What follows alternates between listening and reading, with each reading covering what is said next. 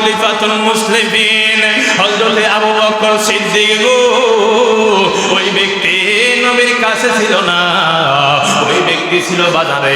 এবার বাজার থেকে শুনিয়া তাড়াতাড়ি সবকিছু ফালাইয়া দিয়া পাগলের মতো নবীর দরবারে আসছেন। জোরে জোরে কন্যা ইয়া রাসূলুল্লাহ। আয়েশা নবীর দরবারে আসলেন। আয়েশা দেখে নবী নাই। মনে রাখবেন, যুবকদের হালত একরকম, মুরব্বীদের হালত একরকম। যুবকরা যদিও আবেগে চলে, কিন্তু মুরব্বীরা ঠিকই বিবেক দিয়ে কাজ করে। কথা কোন ঠিক কিনা? এবার ওমর ফারুক কাইটা লাম আজকা সব হুতাইলাম, যেই ব্যক্তি কবি নবী মইরা গেছে তারে কাইটা বেলমো। এবার আবু বকর সিদ্দিক তাড়াতাড়ি দৌড়াইয়া আয়েশা দেখতে পাইলেন ওমরের অবস্থা বেশি ভালো না। এবার আবু বকর সিদ্দিক ওমরের মাথার মধ্যে হাতটা রাইখা কালামুল্লাহ শরীফ যখন তেলাওয়াত করা শুরু কইরা দিল রে, আল্লাহর কসম হযরত ওমর ফারুক আগুন থেকে সঙ্গে সঙ্গে পানি হইয়া গেল। জোরে কন্যা সুবহানাল্লাহ। আর একটু উচ্চ কণ্ঠে কোন সুবহানাল্লাহ। এবার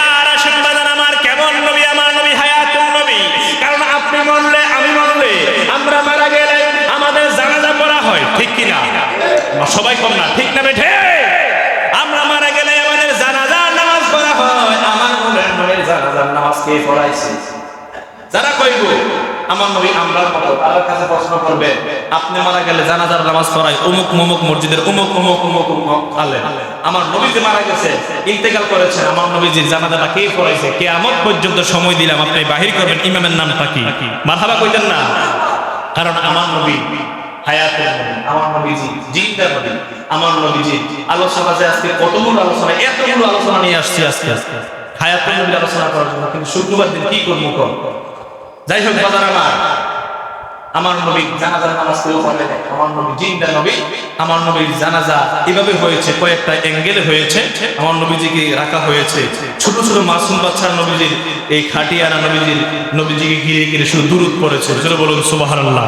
আবার যুবক ভাইয়েরা ঘুরে ঘুরে নবীর উপর দুরূদ পড়েছে। আবার বৃদ্ধ বাবারা নবীজির উপর ঘুরে ঘুরে দুরূদ পড়েছে। তারপর নরনারী সবাই মিলে মনে করেন পর্দার সঙ্গে নূরের নবীর উপর দুরূদ পড়েছে। তারপরে স্বয়ং আল্লাহ পাক রব্বে কারীমের ফেরেশতা ফেরেশতাগণ নূরের নবী জিন্দা নবীজির উপরে ঘুরে ঘুরে দুরূদ পড়েছেন। এটাই হচ্ছে আমার নবীর জানাজা। উচ্চ কণ্ঠে জোরে বলুন সুবহানাল্লাহ।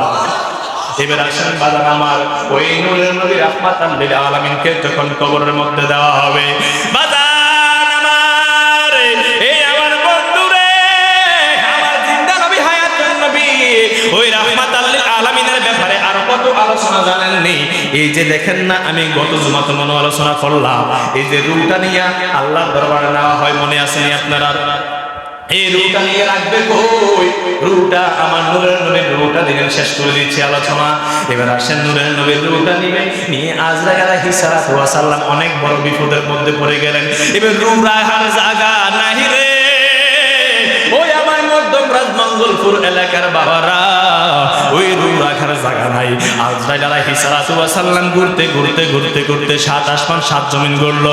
এবার আল্লাহর ডাইকা কয়, আল্লাহ, এমন নূরের নবী জিন্দা নবী হায়াতের নবীর রূহ নেওয়ার জন্য বললেন, এই রূহ তো কোনো আসমান জমিন গ্রহণ করে না। আমি আজরাইলের রূহ পিতা করতাম। আমার আল্লাহ একটা ডাক দিয়া বলে, আজরাইল, ও আজরাইল, যেই জায়গা থেকে রূহটা আনছো, যাও যাও যাও, ইন্নাকা মাইয়িতুন ওয়া ইন্নাহুম মাইয়িতুন। আমার নবীকে জানো, আমি যেহেতু আমি সৃষ্টি করেছি, শরীয়ত পালন করা লাগবে। মুহূর্তের জন্য মৃত্যু দিলাম রে আজরাইল, যারে যা যা যেখান থেকে রূহ মুবারক এনেছে ওইখানে গিয়ে আমার নূরের নবীর দেহের মধ্যে আবার রূহটা ফিট কইরা দে। আবু বকর ছিলেন নবীর সাহাবী। নবীর ইন্তেকালের পরে দেখে মুখখানি কেন নরে চরে নবীর ঠোঁটখানি, নবীর মুখের সাথে কান লাগাইয়া শুনি, আমার উম্মতকে দেখিও রব্বানা, আমার উম্মত জান্নাতে চোখে যায় না।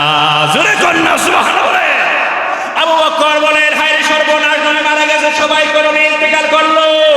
আমি দেখতে পাচ্ছি নূরের নবীর ঠোঁট মোবারক গুলো রে।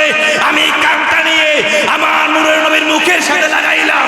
লাগানোর পরে আমি একটা